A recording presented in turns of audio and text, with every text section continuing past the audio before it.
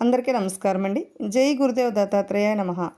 మహాకాళేశ్వర జ్యోతిర్లింగం ఎలా ఆవిర్భవించిందో ఇప్పుడు విందాం.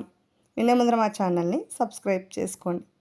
పూర్వం అవంతి నగరంలో వేద విప్రుడనే బ్రాహ్మణుడు దేవప్రియుడు, ప్రేమేదుడు, సకృతుడు, ధర్మవాహ వీరంతా శివారాధన చేస్తూ జీవిస్తున్నారు.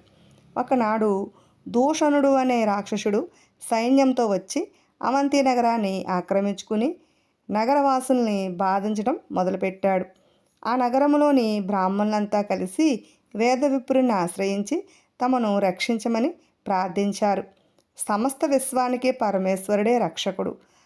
అందువల్ల మనమంతా కలిసి పార్థివలింగాన్ని పూజిద్దాం, అప్పుడు ఆయనే మనల్ని రక్షిస్తాడు అని చెప్పాడు.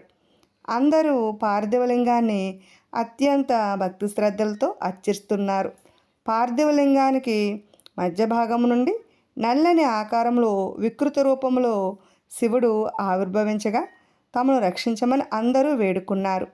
ఆ కాలుడు ఒక్క హూంకారంతో దూషణుణ్ణి అతని సైన్యాన్ని సంహరించాడు.